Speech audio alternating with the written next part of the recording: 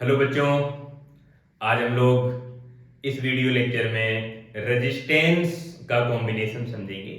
चाहे वो रेजिस्टेंस का सीरीज कॉम्बिनेशन हो या पैरेलल कॉम्बिनेशन हो, और इससे रिलेटेड जो न्यूमेरिकल प्रॉब्लम है उनको पढ़ेंगे। प्रीवियस वीडियो लेक्चर में हम लोगों ने ओम्स लॉ को पढ़ा था और ओम्स लॉ की प्रूविंग को पढ़ा था। ओम्स लॉ की क्या लिमिट्स हैं, कब ओम्स लॉ वैलिड होता है, कब ओम्स लॉ वैलिड नहीं होता है, इन सभी बातों पर चर्चा कर चुके हैं। आज हम लोग रेजिस्टेंस के कॉम्बिनेशन को पढ़ेंगे। अगले वीडियो लेक्चर में रेजिस्टेंस की डिपेंडेंसी को समझेंगे। रेजिस्टेंस की कहां पर डिपेंडेंसी होती है, कहां पर डिपेंडेंसी नहीं होती है।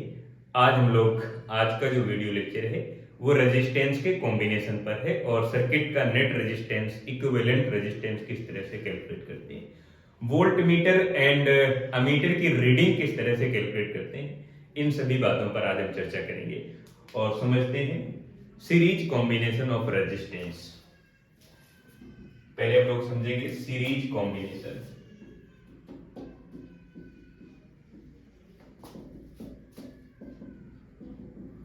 Of resistance.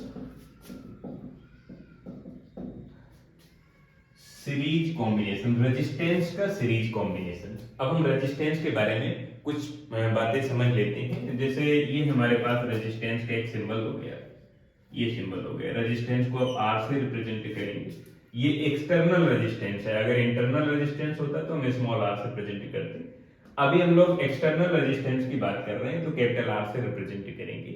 और अगर ये सिंबल आता है तो रेजिस्टेंस कांस्टेंट है, फॉर कांस्टेंट रेजिस्टेंस। इस समय कांस्टेंट रेजिस्टेंस है। और अगर रेजिस्टेंस का सिंबल इस तरह से आ गया, ये आ गया, तो रेजिस्टेंस का सिंबल तो है बट रेजिस्टेंस वेरिएबल है, इज नॉट कांस्टेंट। यहां पर रेजिस्टेंस की वैल्यू चेंज हो रही है और रेजिस्टेंस की वैल्यू चेंज हो रही है तो यहां पर जो V और I की वैल्यू होगी वो वेरिएबल होगी।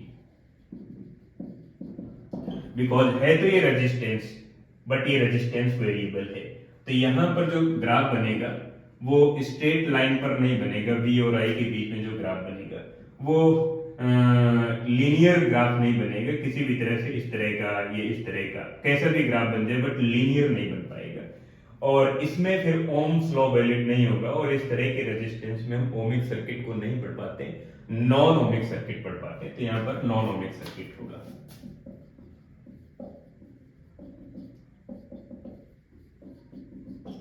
लेकिन ये रेजिस्टेंस कांस्टेंट है। यहां पर V और I का रेशियो R है बट ये कांस्टेंट है। और यहां पर जो ग्राफ बनेगा V और I के बीच में वो स्ट्रेट लाइन पर बनेगा और यहां पर जो सर्किट होगा उसे आप ओमिक सर्किट कहेंगे। ये ओमिक सर्किट है। अब हम बातचीत करेंगे रेजिस्टेंस के कॉम्बिनेशन में, और उससे पहले हम लोग रेजिस्टेंस का सीरीज कॉम्बिनेशन समझते हैं। ये तो रेजिस्टेंस की एक छोटी सी एप्लीकेशन हो गई। और कब हम जान पाएंगे, कब समझ पाएंगे कि रेजिस्टेंस का सिंबल क्या है और कैसा रेजिस्टेंस है, कांस्टेंट है, कब वेरिएबल है, वेरिएबल का सिंबल क्या है, कांस्टेंट का सिंबल क्या है। अब हम समझते हैं रेजिस्टेंस का सीरीज कॉम्बिनेशन। तो हमारे पास एक ही रेजिस्टेंस है जिसकी वैल्यू हमने R1 लिख दी। फिर हर एक रेजिस्टेंस में दो एंड होंगे। रेजिस्टेंस का मतलब है वायर, और हर एक वायर के दो एंड होते हैं। तो अगर पहले रेजिस्टेंस मीन वायर, वायर के दो एंड होंगे। अगर इस रेजिस्टेंस के सेकंड एंड को सेकंड रेजिस्टेंस के फर्स्ट एंड से कनेक्ट कराते हैं, जैसे ये एक हमारे पास एक ही रेजिस्टेंस हो गया और दूसरा रेजिस्टेंस ये हो गया। अब दोनों को इस तरह से कनेक्ट करा दे तो दोनों सीरीज कॉम्बिनेशन में। फिर तीसरा रेजिस्टेंस ऐसे आ जाएगा सीरीज कॉम्बिनेशन में। चौथा रेजिस्टेंस इस तरह से कनेक्ट हो जाएगा सीरीज कॉम्बिनेशन में। पांचवा इसी तरह से, और nth रेजिस्टेंस हम इसी तरह से कनेक्ट कर सकते हैं। तो ये है हमारे पास रेजिस्टेंस से रिलेटेड एप्लीकेशन। ये रेजिस्टेंस R1 हो गया एंड सेकेंड रेजिस्टेंस यहां पर मैं इसी को ऐसे कनेक्ट कर लेता हूं। ये रेजिस्टेंस हो गए R2 and third resistance R3 लिख सकते हैं, ये R3 हो गए। एंड nth रेजिस्टेंस ये यहां पर हो गए, लास्ट नंबर का n नंबर का रेजिस्टेंस हो गया। इन सबको हमने सीरीज में कनेक्ट कर लिया और बैटरी से कनेक्ट कर लिया।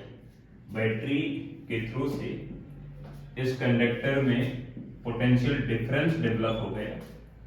ये स्विच है ऑन है, प्लस माइनस V वोल्ट का पोटेंशियल डिफरेंस है, और आप देखेंगे कि यहां से जो करंट जाएगी वही करंट तीनों रेजिस्टेंस में फ्लो होगी।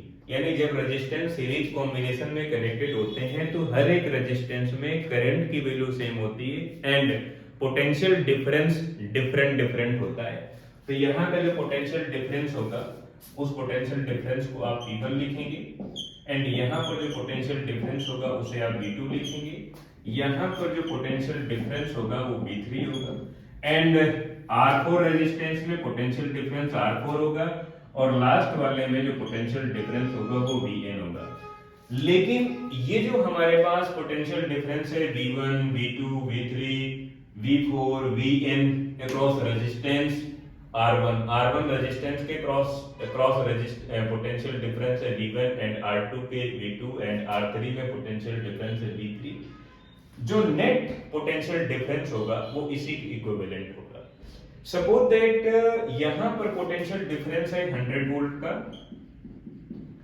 इस इंड पर 100 वोल्ट हो गया, यहां पर 0 वोल्ट हो गया। तो इसका मतलब है कि जब आप R1 रेजिस्टेंस से Rn रेजिस्टेंस की ओर जा रहे हैं तो पोटेंशियल डिक्रीज हो रहा है, डिक्रीज हो रहा है, डिक्रीज हो रहा है और धीरे धीरे धीरे जाके फाइनल जाके वो 0 हो गया। यानी यहाँ पर 100 है तो यहाँ पर कुछ कम हो गया, सपोज दैट यहाँ पर 80 वोल्ट बचा तो 20 वोल्ट यहाँ पर और डिक्रीज हो गया, फिर और कुछ कम हो गया, फिर और कुछ कम हो गया। तो पोटेंशियल डिफरेंस हर एक रेजिस्टेंस के अक्रॉस अलग अलग हो सकता है बट करंट की वैल्यू सेम होगी। करंट जो करंट R1 रेजिस्टेंस पर है वही करंट यहाँ पर होगी, वही करंट यहाँ पर होगी। ये तीनों रेजिस्टेंस के जितने भी रेजिस्टेंस सीरीज में कनेक्टेड है हर एक रेजिस्टेंस के अक्रॉस जो करंट की वैल्यू होगी वो सेम होगी बट पोटेंशियल डिफरेंस अलग अलग होगा। तो आप ये कह सकते हैं कि electric current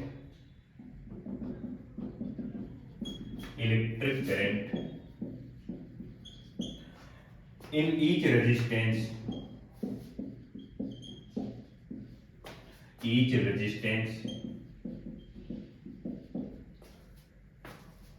are same when resistance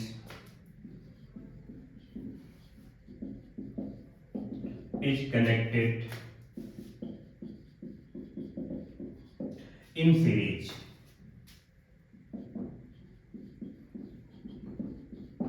अगर सीरीज में कनेक्टेड है तो करंट की वैल्यू हर एक रेजिस्टेंस के क्रॉस सेम होगी but potential difference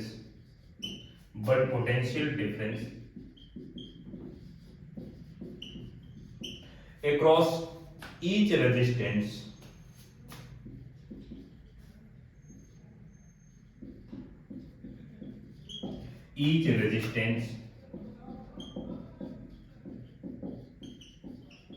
or can be different।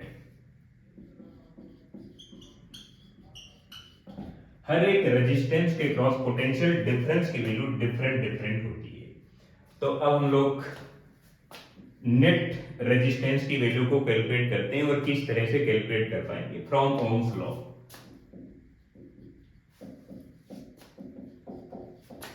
Ohm's law को आप जानते हैं V = IR and potential difference across resistance R1।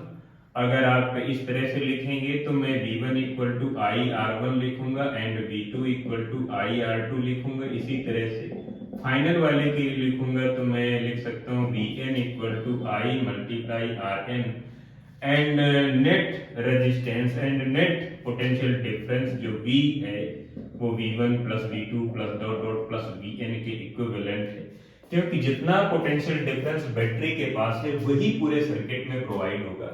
तो जितना पोटेंशियल डिफरेंस बैटरी के पास है उसको इक्विवेलेंट करेंगे sum of the all potential difference across the electrical circuit.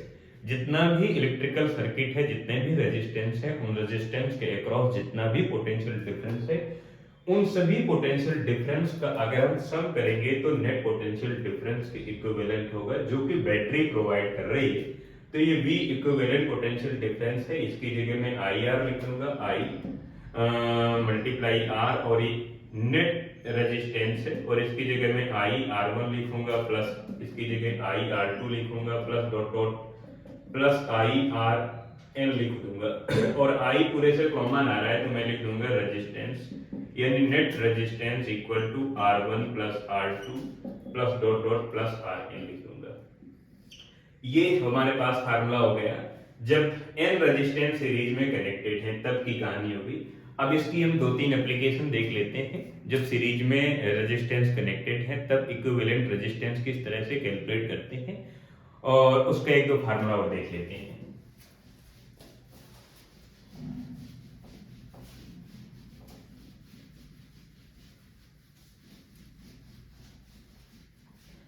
अगर मैं सीरीज कॉम्बिनेशन में कुछ कंडीशन को, कुछ सिचुएशन को बनाता हूं तो मैं लिखूंगा case first, if n resistance connected in series, if n resistance wire in series combination and value of each resistance, value of resistance is R1, R2, R3 dot dot Rn, then net resistance of the circuit equivalent equal to R1 plus R2 plus R3 plus dot dot plus Rn। इस तरह से आप formula बनाएंगे। अगर मैं कह दूं कि जितने भी रेजिस्टेंस सीरीज में कनेक्टेड हैं उन सभी की वैल्यू सेम है, तब कौन सा फार्मूला बनेगा? Case second, if value of each resistance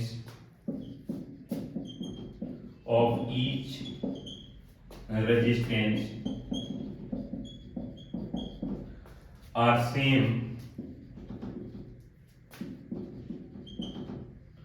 in series combination,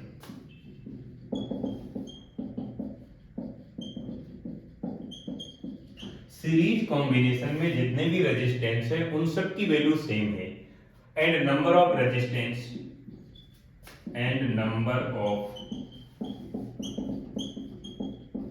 resistance wire, जितने भी रेजिस्टेंस वायर कनेक्टेड हैं उनकी जो संख्या है वो n है।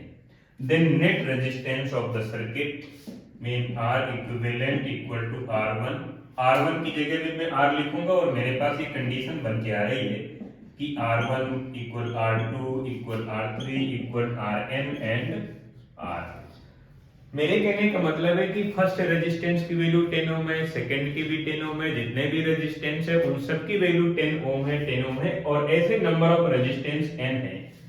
तब नेट रेजिस्टेंस की वैल्यू आपको कैलकुलेट करना है, तो किस तरह से कैलकुलेट करेंगे? इसी फार्मूले में रख देंगे, बड़ा इजी कंसेप्ट है। तो मैं लिखूंगा R equivalent equal to R1 की जगह आप R लिखेंगे, इसकी जगह भी R लिखेंगे, R लिखेंगे और n टाइम्स लिखेंगे। तो मैं लिख दूंगा R plus R plus dot dot n times R मुझे लिखना है, और अगर मैं n टाइम्स R लिखूंगा तो मैं R इक्विवेलेंट लिख दूंगा n मल्टीप्लाई R। ये मेरे पास फार्मूला हो जाएगा उस समय जब आप रेजिस्टेंस को सीरीज में कनेक्ट कर रहे हैं। अगर आपके पास दो रेजिस्टेंस हैं, case third, for two resistance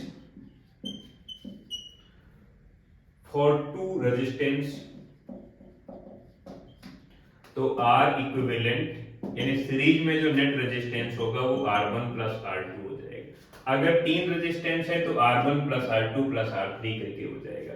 ये तो रही कहानी सीरीज कॉम्बिनेशन की। अब हम लोग एक एप्लीकेशन समझते हैं पैरेलल कॉम्बिनेशन की, और पैरेलल कॉम्बिनेशन में कौन कौन सी सिचुएशन हो सकती हैं उन पर बातचीत करेंगे, फिर इनसे रिलेटेड कुछ एप्लीकेशन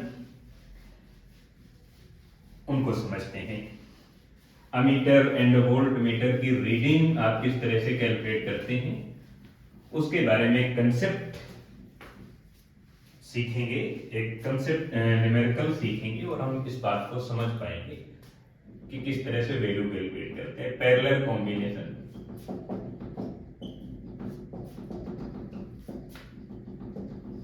ऑफ रेजिस्टेंस, रेजिस्टेंस का पैरेलल कॉम्बिनेशन किस तरह से कैलकुलेट करते हैं। अब हमारे पास नंबर ऑफ रेजिस्टेंस 2 हो सकते हैं, 3 नंबर ऑफ रेजिस्टेंस हो सकते हैं, and number of resistance n हो सकते हैं। तो यहाँ पर मेरे पास एक ये नंबर ऑफ रेजिस्टेंस है, ये रेजिस्टेंस है R1 and next resistance R2 and R3। इस तरह से मैं n नंबर ऑफ रेजिस्टेंस इस तरह से कनेक्ट कर सकता हूं और ये Rn है। इन सभी को मैं बैटरी से कनेक्ट कर देता हूं। जैसे ही मैं बैटरी से कनेक्ट करता हूं इस तरह से ये स्विच हो गई, प्लस माइनस V वोल्ट की बैटरी है और बैटरी यहाँ पर V वोल्ट का पोटेंशियल डिफरेंस डेवलप कर रही है।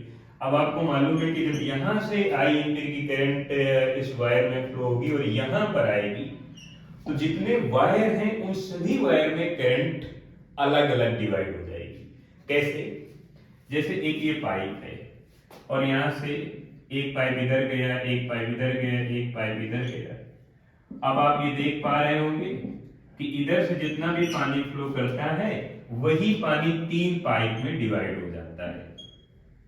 मैं ये नहीं कह रहा हूं कि तीनों पाइप में पानी का अमाउंट इक्वल फ्लो कर रहा है। जैसे यहाँ पर 10 लीटर पानी आया या 3 लीटर पानी इधर से आया तो 1-1 लीटर जाएगा, ये कोई जरूरी नहीं है।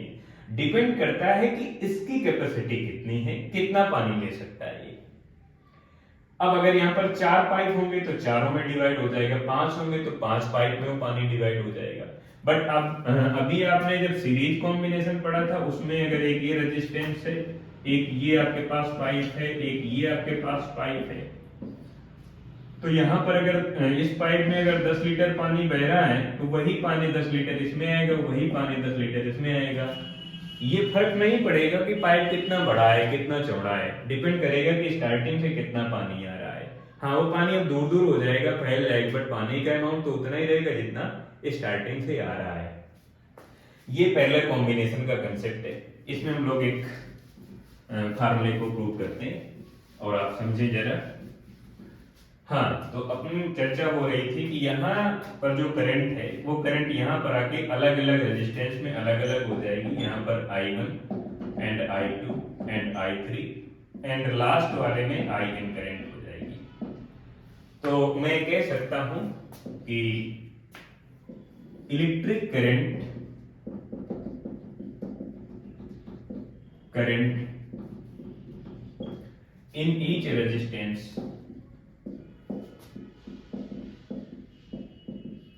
where R can be different in parallel combination of resistance. In parallel combination of resistance wire.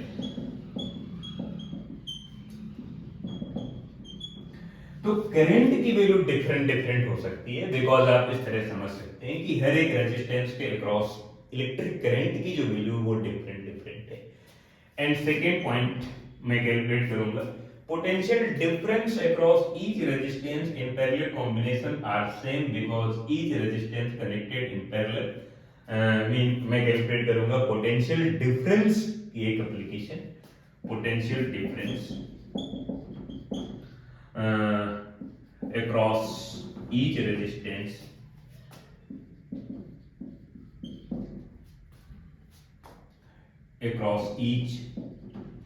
resistance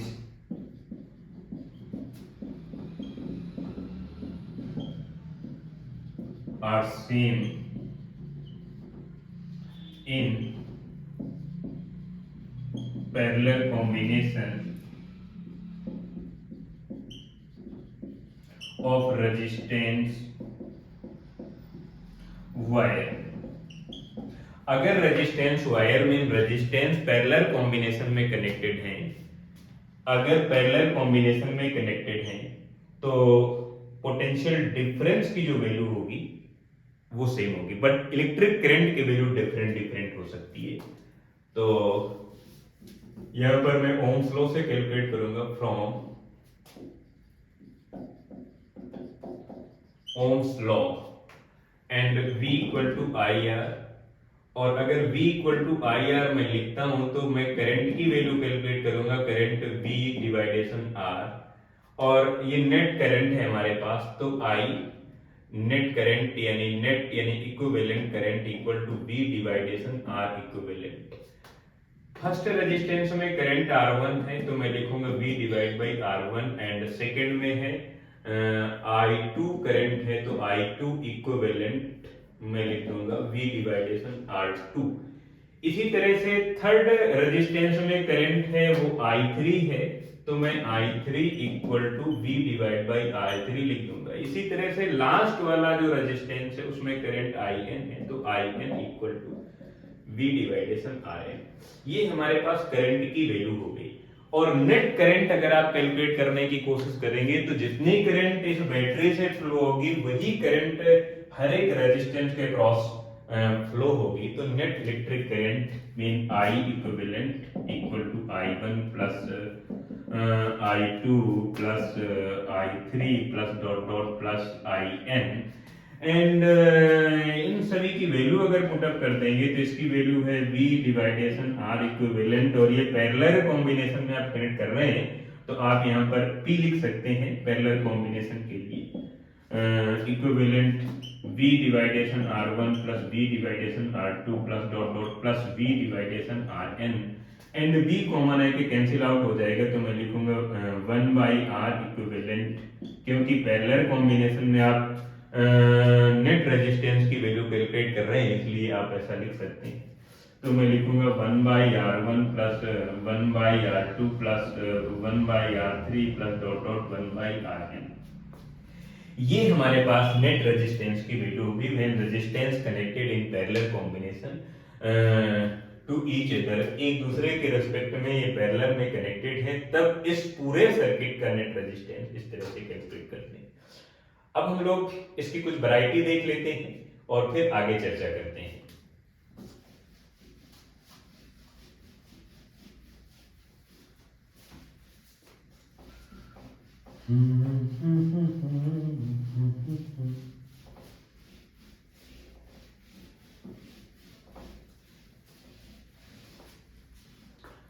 Case first, if number of n resistance, if number of n resistance, if number of n resistance is connected in parallel to each other,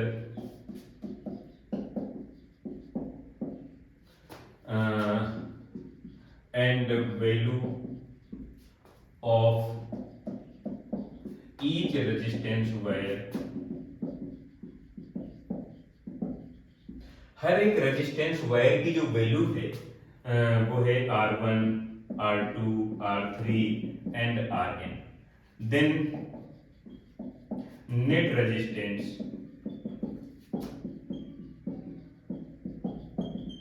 in given circuit,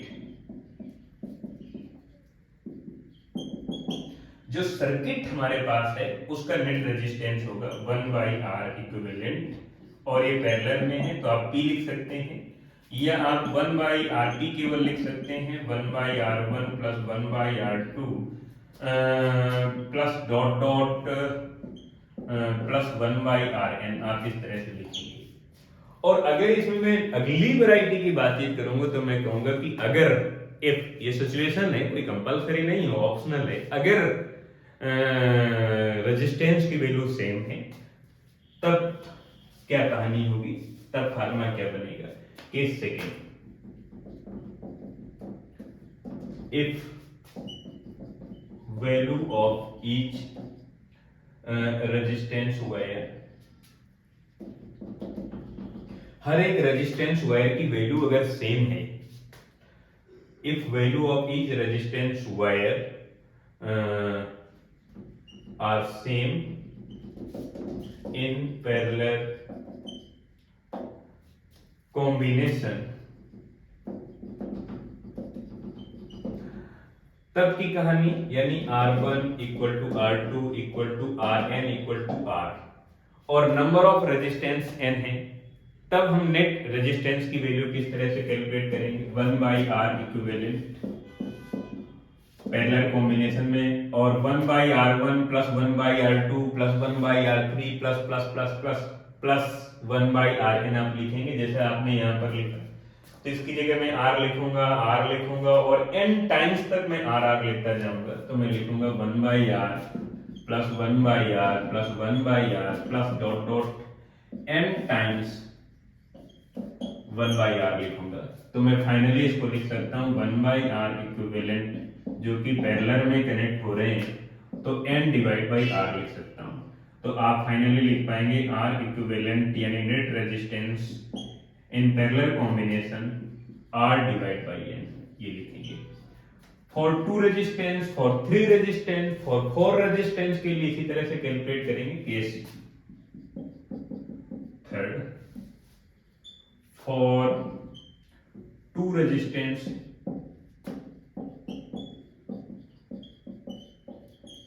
and 3 resistance,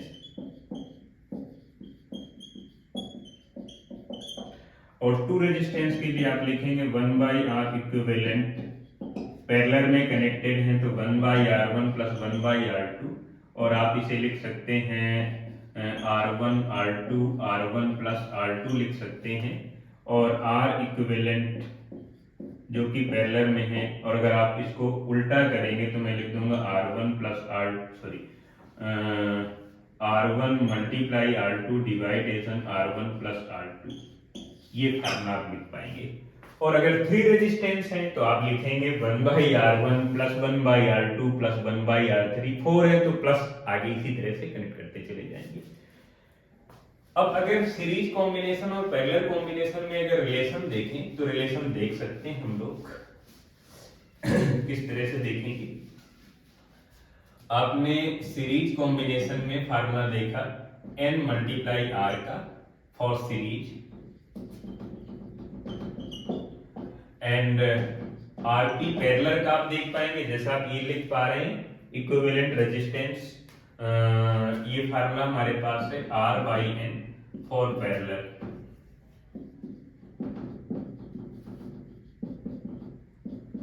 और अगर आप दोनों का ratio कर देते हैं, दोनों को डिवाइड कर देते हैं, या यहाँ से आप R की वैल्यु निकाल लें, R की वैल्यू कैलकुलेट करेंगे तो n मल्टीप्लाई RP लिख देंगे, एंड R की वैल्यू यहाँ पर जाके आप यूज कर लें तो मैं लिख दूंगा RS इक्वल टू n तो है ही है, n मल्टीप्लाई RP हो जाएगा। तो मैं लिख सकता हूँ RS equal to n square हो जाएगा मल्टीप्लाई RP। तो आप ऐसा देखेंगे या RS divide by RP equal to n square. ये हमारे पास उस समय का फार्मूला होगा जब 2 रेजिस्टेंस सीरीज में कनेक्टेड हैं और पैरेलल में कनेक्टेड हैं, तब का फार्मूला। अगर n रेजिस्टेंस कनेक्टेड हैं सीरीज और पैरेलल में, तब का फार्मूला हो जाएगा। अगर 2 रेजिस्टेंस की चर्चा करूंगा तो मेरे पास एक पहले से बना बनाया फार्मूला है, और मैं लिख सकता हूँ RP equal to R1 multiply R2 divide by R1 plus R2, and RS अगर इनको सीरीज में कनेक्ट करेंगे तो सीरीज में कनेक्ट करने के लिए R1 प्लस R2 लिखेंगे। इन दोनों का अगर मैं डायग्राम बनाने की कोशिश करूं तो डायग्राम बड़ा इजी है। अगर 2 रेजिस्टेंस हैं और उनको पैरेलल में कनेक्ट किया जा रहा है तो एक ये रेजिस्टेंस हो गए, एक ये रेजिस्टेंस हो गए, दोनों पैरेलल में कनेक्ट हो गए, ये हो गए R1, ये हो गए R2। और 2 रेजिस्टेंस अगर सीरीज में कनेक्ट किए जाएं तो इसका डायग्राम ये हो गया, ये हो गए R1 और ये हो गए R2। तो सीरीज का फार्मूला ये हो गया, पैरेलल का फार्मूला ये हो गया, और इन दोनों का जब नेट रेजिस्टेंस कैलकुलेट करेंगे तो ये हमारे पास एक डायग्राम बनेगा जिसे आप RP कह सकते हैं। और इनका अगर हम डायग्राम कैलकुलेट करेंगे तो वो भी इसी तरह से बन पाएंगे जिसे आप आर एस कहेंगे। मेरे कहने का मतलब है मैं अगर आर एस और आरपी में रिलेशन बनाना चाहूं तो बन सकता है, बड़ा इजी है। आप R1 प्लस R2 की जगह आर एस लिख सकते हैं। आप R1 प्लस R2 की जगह आर एस लिखेंगे। तो मैं इस फार्मूले को लिखना चाहूंगा थोड़ा नीचे की तरफ, तो आप इस बात पर ध्यान दें। RP RP equal to R1 multiply R2 divide by R1 plus R2 है, और R1 प्लस R2 की जगह सीरीज वाली वैल्यू लिखेंगे, RS लिखेंगे। एंड एक ये फार्मूला तो बन ही गया, और अगर आप इसको इधर ले आएंगे तो RP multiply RS equal to R1 multiply R2, ये हमारे पास फार्मूला हो गया। अब एक दो एप्लीकेशन देख लेते हैं जिसमें से हम लोग अमीटर एंड वोल्ट मीटर की रीडिंग को कैलकुलेट करना सीखेंगे। बड़ी इजी एप्लीकेशन है, उस पर हम बातचीत करेंगे। ये रेजिस्टेंस का कनेक्शन हो गया, कॉम्बिनेशन जिसे आप कह सकते हैं, लेकिन ये कॉम्बिनेशन कांस्टेंट रेजिस्टेंस के लिए वैलिड है, जहां पर ओम्स लॉ को यूज किया जा सके। मेन ओमिक सर्किट, आप इसे ओमिक सर्किट कह सकते हैं। एग्जांपल देखते हैं। एग्जांपल फर्स्ट आपके लिए, एक ये हमारे पास रेजिस्टेंस है, और एक ये रेजिस्टेंस है, एक ये रेजिस्टेंस है। एक इजी प्रॉब्लम लेते हैं। यहाँ पर 10 ओम का रेजिस्टेंस, 20 ओम का रेजिस्टेंस, 30 ओम का रेजिस्टेंस, और इसको हमने बैटरी से कनेक्ट करा दिया। ये स्विच हो गई और स्विच ऑन है। पोटेंशियल डिफरेंस 100 वोल्ट का है। अब यहां पर एक अमीटर लगा हुआ है, और यहां पर एक वोल्ट मीटर लगा हुआ है V1, यहां पर एक वोल्ट मीटर लगा हुआ है V2, यहां पर वोल्ट मीटर लगा हुआ है V3, और हमें कैलकुलेट करना है reading of V1, V2 and V3, reading of ammeter, ये हमें कैलकुलेट करना है। और फ्रॉम ओम्स लॉ के थ्रू इसे कैलकुलेट करना है। बड़ा इजी कंसेप्ट है।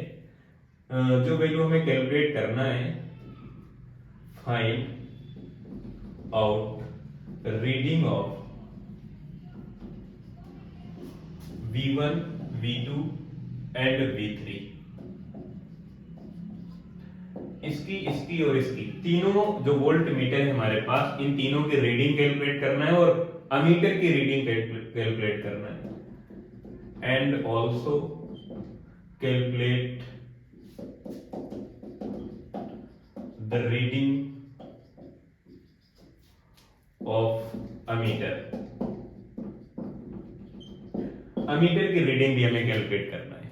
अब ओम्स लॉ का यूज करेंगे। कैसे करेंगे मैं समझा रहा हूं। सबसे पहले आपका ये काम है कि इन सभी रेजिस्टेंस का एक इक्विवेलेंट रेजिस्टेंस कैलकुलेट कर लें, यानी नेट रेजिस्टेंस को कैलकुलेट कर लें। आपके पास एक रेजिस्टेंस है R1, एक रेजिस्टेंस है R2, एक रेजिस्टेंस है R3। इन सभी रेजिस्टेंस को मिलाकर एक रेजिस्टेंस बना लो।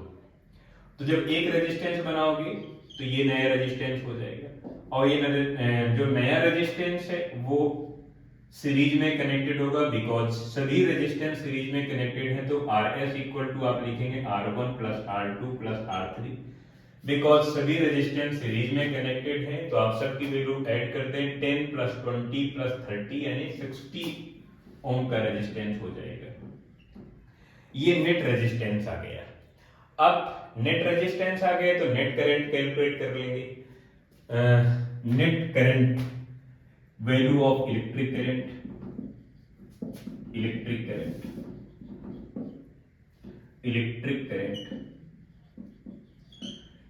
Current from Ohm's law,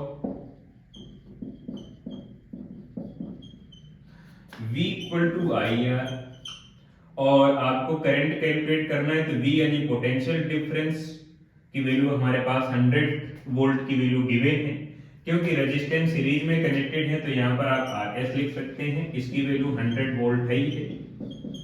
equal to current की वैल्यू आपको कैलकुलेट करना है, ये 60 ओम है ही है पहले से, तो करंट की वैल्यू हो जाएगी आपके पास 100 वोल्ट डिवाइड बाई 60 ओम, यानी 10/6 यानी 5/3 वोल्ट पर ओम, या आप एम्पियर लिख सकते हैं, एम्पियर लिख देंगे। तो इतनी करंट है, और ध्यान रखना कि वही करंट इस रेजिस्टेंस के क्रॉस है, वही करंट यहां पर है, वही करंट यहां पर है, because resistance R1, resistance R2, resistance R3, all resistance connected in series combination, and series combination, situation of series combination, electric current are same across each resistance। तो हर एक रेजिस्टेंस के अक्रॉस जो करंट की value होगी वो same होगी, and potential difference can be different across each resistance when resistance connected in parallel combination. तो parallel combination में रेजिस्टेंस कनेक्टेड, सीरीज कॉम्बिनेशन में रेजिस्टेंस कनेक्टेड है, तो पोटेंशियल डिफरेंस की वैल्यू कैलकुलेट करेंगे। तो potential difference V equal to I R and V1 equal to I R1, और अगर मैं इसकी वैल्यू कैलकुलेट करता हूं तो V1 equal to I R1, V1 equal to I की वैल्यू है 5/3 और R1 की वैल्यू है आपके पास 10, तो ऊपर हो जाएगा 50/3 वोल्ट, ये वैल्यू हो जाएगी। एंड V2 की वैल्यू कैलकुलेट करेंगे तो I मल्टीप्लाई R2, I की वैल्यू है 5/3 मल्टीप्लाई R2 की वैल्यू है 20, आप इसे कैलकुलेट करेंगे तो 100/3 हो जाएगा वोल्ट। एंड V3 की वैल्यू कैलकुलेट करेंगे तो I मल्टीप्लाई R3, I की वैल्यू है 5/3 मल्टीप्लाई इसकी वैल्यू है आपके पास 30, तो 3 से 3 कैंसिल आउट हो जाएंगे, फाइनली बचेगा 50, तो इसकी वैल्यू हो जाएगी 50 वोल्ट हो जाएगी। तो हर एक वोल्ट मीटर की रीडिंग हमें मिल गई, अमीटर की रीडिंग मिल गई, इसकी वैल्यू है हमारे पास 50/3 वोल्ट, इसकी वैल्यू 100/3 वोल्ट और इसकी वैल्यू 50 वोल्ट, और इन सबको जब प्लस करेंगे तो नेट वैल्यू हमारे पास 100 आनी चाहिए। एक बार चेक कर लेते हैं राइट है या रॉन्ग है। 50/3 प्लस 100/3 प्लस 50, इधर से 3 एलसीएम ले लेंगे तो हमारे पास हो जाएगा 3 और इधर हो जाएगा 50 प्लस 100 प्लस इधर हो जाएगा 150, और इन सबको जब आप प्लस करेंगे तो 300 ऊपर हो जाएगा और 300 डिवाइड बाय 3 यानी 100 बच जाएगा, और 100 वोल्ट हमारे पास नेट पोटेंशियल है। इस तरह से हम लोग ओम्स लॉ के हेल्प से अमीटर एंड वोल्टमीटर की रीडिंग कैलकुलेट करते हैं, करंट की वैल्यू कैलकुलेट करते हैं, रेजिस्टेंस का series combination and parallel combination calculate करते हैं। एक एप्लीकेशन आपके लिए, आप उसमें अमीटर एंड वोल्टमीटर की रीडिंग कैलकुलेट करेंगे, और कैसे कैलकुलेट करेंगे, कैलकुलेट करने का कंसेप्ट यही है, और आपको ये डिसाइड करना है, ये पहचान करना है कि कौन सा रेजिस्टेंस किसके साथ सीरीज में है और किसके साथ वो पैरेलल में है, और वहां पर फिर आपको series combination and parallel combination का फार्मूला यूज करना है। अगली एप्लीकेशन आपके लिए, और मैं चाहूंगा कि आप इसे कैलकुलेट करने की कोशिश करें, और ऐसा करने से आपकी जो स्किल है वो डेवलप होगी, और न्यूमेरिकल को समझने की जो अंडरस्टैंडिंग है वो बेहतर होगी। ये प्रॉब्लम आपके लिए इजी प्रॉब्लम है, बट कंसेप्ट क्लियर होता है। यहाँ पर रेजिस्टेंस हमारे पास 20 ओम का रेजिस्टेंस है, यहाँ पर रेजिस्टेंस है हमारे पास 30 ओम का रेजिस्टेंस है, फिर यहाँ पर आपका 40 ओम का रेजिस्टेंस है, फिर यहाँ पर एक रेजिस्टेंस है हमारे पास 10 ओम का, और ये इस तरह से बैटरी से कनेक्टेड है। बैटरी ये हो गई, ये स्विच हो गई, स्विच ऑन है, प्लस माइनस, और 120 वोल्ट का पोटेंशियल डिफरेंस है।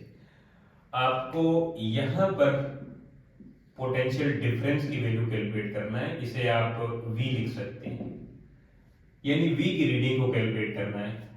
यहाँ पर एक अमीटर लगा हुआ है, इसकी रीडिंग को कैलकुलेट करना है, और यहाँ पर एक अगला अमीटर लगा हुआ है जिसे आप A1 कह सकते हैं, इसकी रीडिंग को कैलकुलेट करना है।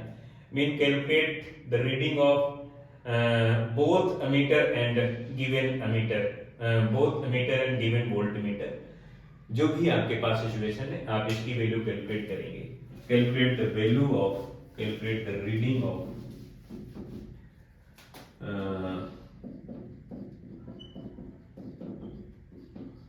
the reading of voltmeter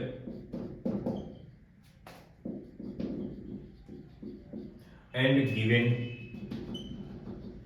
mean connected